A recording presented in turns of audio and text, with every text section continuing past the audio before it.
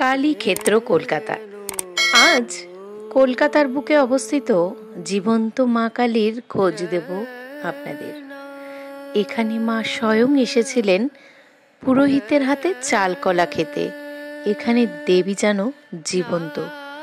কথিত আছে ভক্তদের মা খালি হাতে ফেরান না মা শ্যামসুন্দরী, ভক্তদের স্বপ্নাদেশও দেন। দেবী শ্যামসুন্দরীকে এখানে মহাজাগ্রত ও জীবন্ত মা কালী রূপে সবাই জানেন এবং মাকে এখানে ছোট্ট একটি বালিকা রূপে পুজো করা হয়। কিভাবে যাবেন এই শ্যামসুন্দরী মায়ের মন্দিরে? কখনই বা এই মন্দির খোলা থাকে এবং কখন পুজো হয়, এই সমস্ত কিছু তথ্য দেব আমার এই ভিডিওর মাধ্যমে। শিয়ালদা থেকে বেরিয়ে আমরা আজ পৌঁছে যাচ্ছি এই শ্যামসুন্দরী মায়ের মন্দিরে। শিয়ালদা থেকে যেই রাস্তাটি রাজাবাজারের দিকে গেছে, ঠিক সেখানেই এই মন্দিরটি অবস্থিত। আপনারা তো দেখতেই পেলে শিয়ালদা থেকে নেমে একদম যে স্ট্রেট রাস্তাটা, যেই রাস্তাটা রাজাবাজারের দিকে যাচ্ছে, ওই রাস্তাটা দিয়েই যেতে হবে সুকিয়া স্ট্রিটের দিকে। তো চলো বাকিটা ওখানে গিয়ে শেয়ার করছি কিভাবে তোমরা আসবে এই শ্যামসুন্দরী মায়ের কালী মায়ের মন্দিরে। চলো, শিয়ালদা স্টেশন থেকে নেমে রাজাবাজার যাওয়ার যে পথটি, সেখান থেকে যেতে হবে এবং এই যে মন্দিরটি যেখানে অবস্থিত, ঠিক তার ডান দিকে একটি মা জগদম্বার মন্দির রয়েছে। ঠিক মানিকতলার অনেকটাই আগে হোমিওপ্যাথি মেডিকেল যে কলেজ, সেটা ছাড়িয়ে তারপরে পড়বে এই জগদম্বা মায়ের মন্দিরটি। ছোট সরু একটি গলির মধ্যে, পুরনো বাড়ি মধ্যেই এই মন্দিরটি অবস্থিত। তোমরা গলিটা দিয়ে ঢুকলে পরেই বুঝতে পারবে। তো প্রচুর লোকজন সেখানে এখনো সেভাবে প্রচলিত হয়নি। সরু একটি গলির মধ্যে দিয়ে ঢুকে এই যে জয় মা শ্যামসুন্দরী বলে লেখা আছে, এটিই হলো মায়ের মন্দির এবং এখানেই মাকে একটি বাচ্চা শিশু রূপে মাকে পুজো করা হয়। মা এখানে সদা হাস্যময়, মায়ের যে রূপ তা অপূর্ব। তো মন্দিরে প্রবেশ করেই কিন্তু আশীর্বাদ স্বরূপ ফল প্রসাদ এবং ভোগও আমরা পেয়েছিলাম। এখানে দেখো ভোগও দিয়েছে, খিচুড়ি ভোগ। তো অপূর্ব ছিল সেই প্রসাদটা। আর এবারে বলি মায়ের রূপের কথা। মায়ের এই ভুবনমোহিনী রূপ সদা হাস্যময়।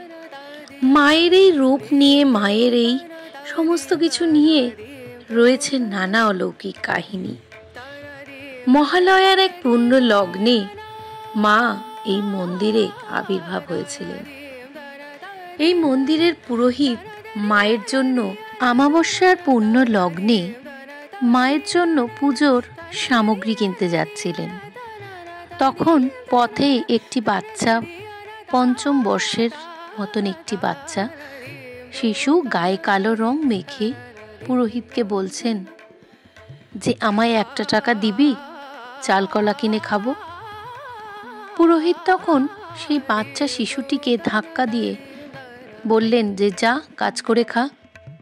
শিশুটি তখন পড়ে যায় এবং তারপরে বলেন, কাজে যদি করে খাবো তাহলে কি তোর কাছে চাইতাম? এই নিয়ে দুজনের মধ্যে তর্কাতর্কি হয়। তারপর পুরোহিত মহা আড়ম্বরের সাথে মায়ের জন্য পুজোর সামগ্রী কিনে নিয়ে তিনি মন্দিরে যান এবং সেই দিন ছিল মহালয়ার অমাবস্যা। শুধুমাত্র দীপান্বিতা অমাবস্যার সময়তেই কিন্তু মায়ের আলোতে পুজো হয়, আর অন্যান্য সমস্ত অমাবস্যাতে কিন্তু মায়ের অন্ধকারে পুজো হয়। সেই রকমই একটি দিন ছিল মহালয়ার দিন। অন্ধকারেই মায়ের পুজো হচ্ছিল। হঠাৎই পুজো করতে করতে পুরোহিত মাকে খুঁজে পাচ্ছিলেন না এবং তিনি হঠাৎই ভাবছিলেন মা তো কালো, অন্ধকারে হয়তো তাকে দেখা যাচ্ছে না। তারপর ঘিয়ের প্রদীপ নিয়ে যখন মায়ের সামনে ধরলেন, তখন ছুমছুম করে নুপুরের আওয়াজ ধপ করে এসে পড়ল বাবা মহাদেবের বুকে এবং সেই মায়ের রূপ দেখে তিনি চমকে উঠলেন। এই তো সেই বাচ্চা শিশু যে তার কাছে চালকলা খেতে চেয়েছিল এবং সেই বাচ্চা শিশুর রূপেই মা এখানে পুরোহিতের কাছেও বলেছিলেন, আমায় যে চালকলা দিয়ে পুজো করবে আমি তাতেই সন্তুষ্ট। এছাড়া রয়েছে মন্দিরের আরও সুন্দর সুন্দর অলৌকিক কাহিনী, যেটা ভক্তদের সাথে ঘটে।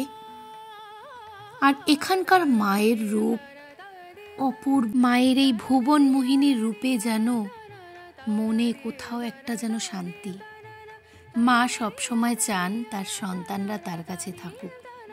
আর সব থেকে বড় ব্যাপার হচ্ছে, এখানের মন্দিরে মা নবগ্রহ বেদির ওপরে মা এখানে পূজিত হন। আর তাছাড়াও এই মন্দিরে রয়েছে মা সরস্বতী, জগন্নাথ, বলরাম, সুভদ্রা, আর রয়েছে বাবা মহাদেব। এই নবগ্রহ সিংহাসনের ওপরেই মা এখানে পূজিত। এবার বলি মন্দিরের খোলার সময়। সকাল 5টা থেকে বেলা 11টা পর্যন্ত মন্দির খোলা থাকে। তারপরেও থাকে ভোগ প্রসাদের ব্যাপার। আর বিকেলবেলা 4টে থেকে রাত্রির 8টা পর্যন্ত এই মন্দির খোলার সময়। সন্ধ্যায় হয় আরতি। 6:30 থেকে 7টার মধ্যে যদি তোমরা সেখানে পৌঁছতে পারো, মায়ের সুন্দর আরতি দর্শন হবে। আর এই মায়ের মূর্তি দর্শনে, মায়ের মন্দিরে আসলে 51 সতীপীঠের পুণ্য লাভ হয়। পরপর যদি 28টা শনিবার এই মন্দিরে যাওয়া যায়, সমস্ত রকমের গ্রহ দোষ থেকে যা যা মুক্তি, সমস্ত কিছু হয় এই মায়ের আশীর্বাদে। তো মায়ের চরণে প্রণাম জানিয়ে আজকের এই ভিডিওটা এখানেই শেষ করছি। মা সকলকে ভালো রেখো, সকলের মঙ্গল করো। আমার এই ভিডিওটি যদি তোমাদের ভালো লেগে থাকে, তাহলে অবশ্যই আমার ভিডিওটিতে একটা লাইক দিও। আর আজকের ভিডিওটা এই পর্যন্তই রাখলাম। মা শ্যামসুন্দরী মন্দিরে আসার সমস্ত তথ্যও আমি দিয়ে দিয়েছি। তো চলো, আজকের ভিডিওটা এই পর্যন্তই রাখছি। মায়ের চরণে প্রণাম জানিয়ে আজকের ভিডিওটা এই পর্যন্তই রাখলাম। জয় মা শ্যামসুন্দরী। সকলের মঙ্গল করো মা।